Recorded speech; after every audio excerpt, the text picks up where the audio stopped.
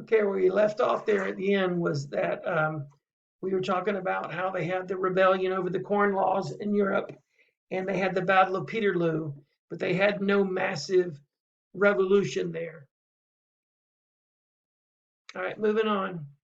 All right, so the isms continue. Romanticism. Now I'm eventually going to have a whole nother lecture on Romanticism, and it crosses a whole bunch of spectrums. It's literary, artistic, religious, musical, philosophical, and it's a reaction to the Enlightenment. It's against the concept of progress.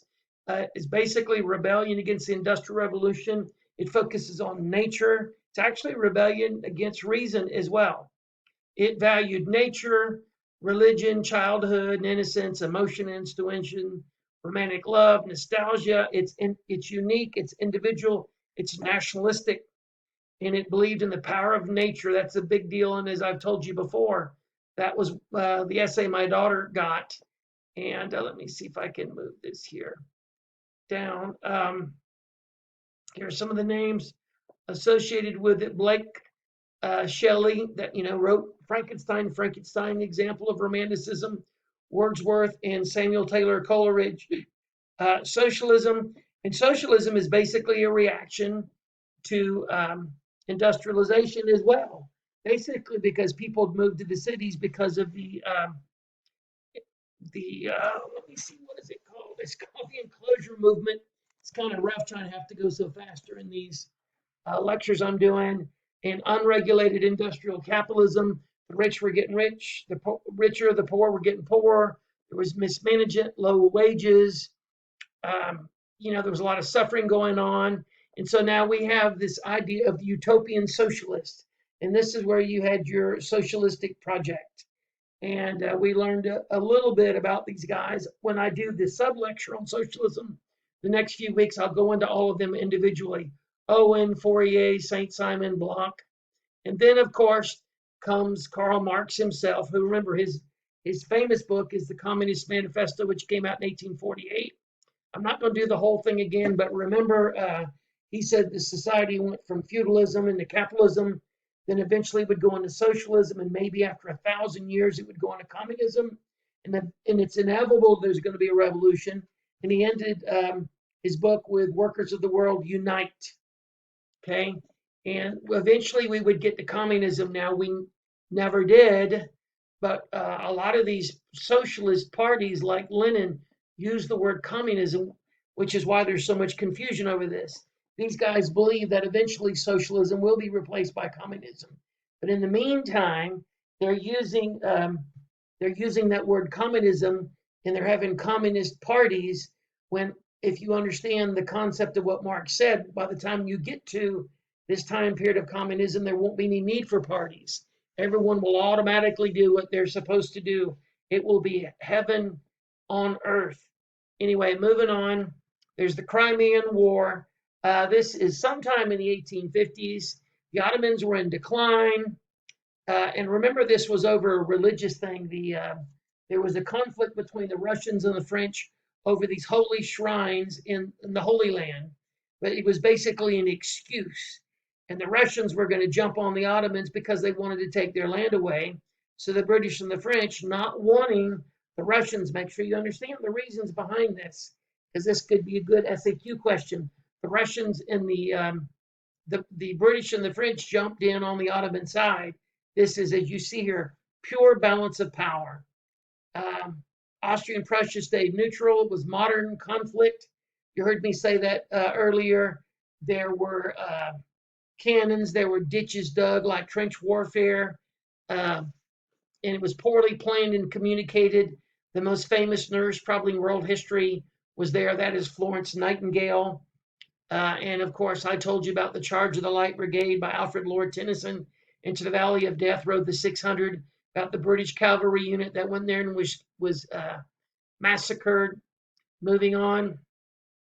The biggest loser was Russia. I mean, I don't know why they're saying the biggest loser. I guess it hurt a lot of people, but Russia lost the war, and it's humiliated. And as I pointed out in class, I don't know why they were so surprised. They were fighting three countries, but it was fought in Russia, in the Crimean Peninsula, which today is part of the Ukraine. It was part of the Soviet Union, and along about 5 or 6 years ago, during the Obama presidency, the Russians invaded the Crimean Peninsula and took it away from the Ukraine. And as you know, we're still having all this trouble over there. The British, though, were disillusioned at how much it cost and the outcome of it. And anyway, so the Russians set about trying to reform themselves, and so do the Ottomans. And that's when you get the Tanzimat reforms. They try to liberalize their economy. They try to make people equal, and they try to weaken the power of the Muslim elite. The Muslim scholars call the ulama, getting the AP World History here. Moving on. In Russia, Alexander II, now, there's a bunch of years that go by here. In 1861, he abolished serfdom. There were a bunch of reforms. He tried to reorganize his military. Then comes, he is assassinated, freed the serfs, and he's assassinated. Then along comes Alexander III, and he's autocratic. That means he's a dictator. He's an absolute dictator, and he's repressive. He's what you would call a reactionary. A reactionary is someone who doesn't really come up with their own ideas. They just react. And if someone calls you a reactionary, it is not a compliment. He had a secret police service. I don't know what it was called, but by the time Nicholas II comes along, it's going to be called the Okhrana. When the communists take over, they're going to have the same thing. They're just going to call it the Cheka, and later on, it's going to be called the KGB. But they tried to. Alexander III tries to grow heavy industry, but there is social discontent, and the ideas of socialism are spreading around everywhere. All right, Italian unification. And so in 1848, remember, as I said in the last lecture, there were 4 revolutions of 1848. Most teachers just cover 3. And some years I teach 4, some years I teach 3. The big 3 are France, Austria, and Prussia.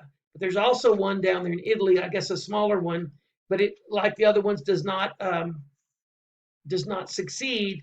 And I'm not going to go over my whole lecture again, but as you recall, Victor Emmanuel was the king of Piedmont, Sardinia, and so his the brains behind the situation now. That's this person here is calling him the brains. Whoever wrote this lecture, I call him the puppet master. Cavour is the one sitting back there behind the scenes. He is the Bismarck of Italian unification, and basically what he does, if you remember now, he gets a war started between Austria and France because Austria is the one that's preventing Italian unification. And the French beat Austria, but they do not give the Italians, the Piedmont Sardinians, all the power they want. But they do get a couple more Italian city-states. In the southern part, Mazzini invades Sicily.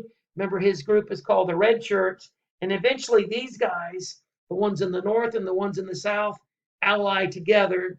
And so it's really the brains behind this is Mazzini. Victor Emmanuel is just a figurehead, and Garibaldi is the one that voluntarily gives southern Italy to the northern Italians, and they are unified. Interestingly enough, as we learned about the coronavirus, apparently it's affecting southern Italy a lot harder than it is northern Italy. I read that somewhere. I'm not sure where. And if you remember, I told you in class I had this Sicilian student who had always, she was very prejudiced against the southern Italians and said, to this day, the southern and northern Italians hate each other. I have no idea if it's true, but there it is. But there's a difference apparently between the northern and southern Italians. And I always think about, what people say about the difference between northerners and southerners in the United States. Obviously, southerners are superior. Moving on. German unification. It's interesting that AP World just watched a video on this, and AP World obviously goes much quicker, but they said basically what Otto von Bismarck did was he set up 3 wars. So there's the war with Denmark, and the Austrians join with the Prussians in beating the Danes over Schleswig-Holstein. And then a couple of years later, the Prussians, fight the Austrians, and they win, and Austria's like, okay, Prussia, what do you want? And Bismarck says, we don't want anything, but just stay out of what we're about to do. And then he launches a third war against France. Remember, he manipulates the wording in a telegram so that the German states want to go to war with the French. That's the Franco-Prussian War. And that's how he gets the Southern Catholics to unify with the Northern Protestants.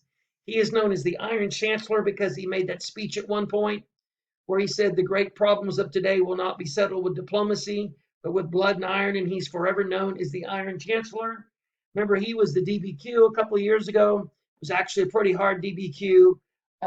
His concept that he follows is the same one Teddy Roosevelt followed, is realpolitik, the art of the possible. And this whole thing upset the balance of power. If you remember, the 30 Years' War kept the German states from unifying. And so some people said if you ever let the German states get together, they're going to dominate Europe, and they do. And that is what happens when they do unify. Before long, you have World War I and World War II. Moving on to the next slide. Here is Bismarck's new conservatism. Again, I borrowed this lecture from somebody, but this was the DBQ from a couple of years ago. It was so tough. And he was often compared to, according to Tom Ritchie, he was compared to Trump. I would not put them anywhere in the same category. But what was his new conservatism? You need to know the goals here. Keep the military strong. If you remember, the king of Prussia hired Bismarck to go around the legislature. The legislature wanted, social spending and free healthcare and all that. Bismarck was determined. He was hired to build up the military. And he wanted to limit the power of the parliament, but he also wanted to keep the people satisfied so they didn't rebel, which is why he gave them free health care, or public health care, as we would call it. What did he do? He suppressed the opposition parties. The big challenge he had was the socialists. He tried to decrease the power of the church and end religious privileges. There's the culture conf. That would be a perfect example of your next essays. I haven't decided if they're going to be Thursday or Friday, but culture conf would be a big one. That's what he did.